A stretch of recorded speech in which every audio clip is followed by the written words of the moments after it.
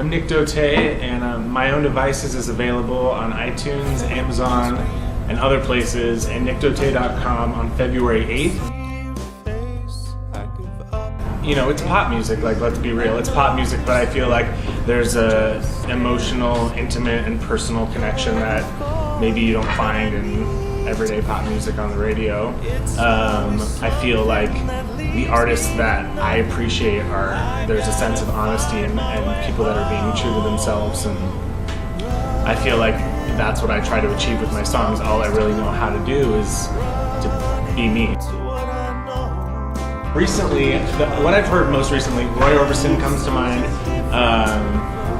Fiona Apple, Rufus Wainwright, that kind of like vocals in the front, like there's an intimacy and a person, like there's no, like, this is what you see is what you get. I want to do a couple singles first. I'm still, you know, I feel like the sound, it's always evolving, like the stuff I've written since this is, you know, when I release live or acoustic versions of these songs, they sound completely different because I'm growing and I'm trying to be, you know, relevant and truthful to what I feel in my everyday life. And, you know, I want to stay excited as an artist, just like I want listeners to stay excited as listeners. So, I mean, I think my background, obviously, where you come from plays a big part in who you are as an artist, but I think that that's what people should know, is that I really am coming from a place of you know, self-discovery and heart on my sleeve, and just coming from a place of not always sure, you know, there's no formula. I'm not like, oh, this is a good hook, or this is this is gonna sell records, or this. I'm just sort of coming from, this is the best way this is the best version of myself that I know how to give you.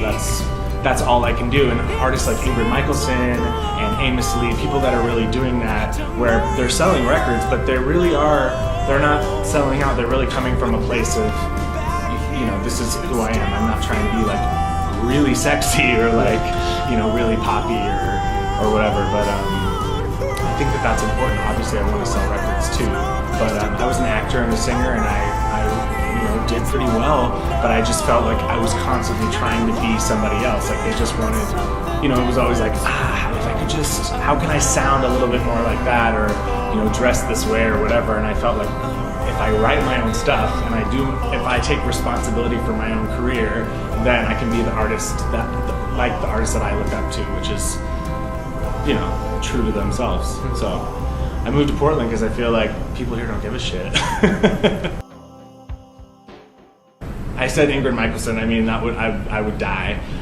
Sort of my guilty pleasure that some people who know me well know is that I happen to be a big, huge Christina Aguilera fan, and I've defended her from day one because you can't deny the chords on that girl.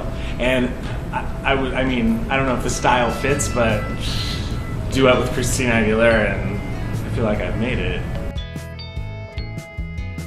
Well, I think the music industry in the last 10 years, I mean, people, let's be real, like people just don't buy music the way that they did before. And it's not necessarily a bad thing, because there's creative and interesting ways that you can still get people, you know, on your team and excited about stuff. And it has to do with, you know, giving shit away and you know, constantly putting stuff out there and performing and letting people, you know, like this kind of stuff, letting people know who you are, and you know, evolving and keeping it relevant.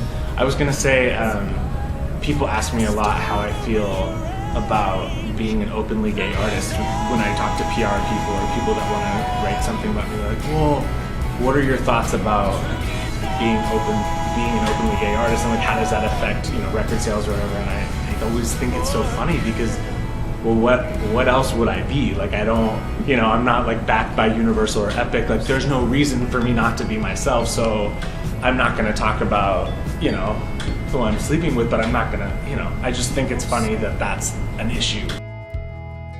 What they need to say. Yeah, I mean, it was literally like that last winter in New York was so cold and brutal, and I was a singing waiter in Times Square, like ready to kill myself, kind of like, I just want to record this EP, and I just want to, you know, record it not for $1 million, and work with people that are interested in working with me, and work with people that want to do it because they want to do it and they love the music, and not because You know, so when I came out here, it was kind of like, this is all I want, and now I have it, and I want more things.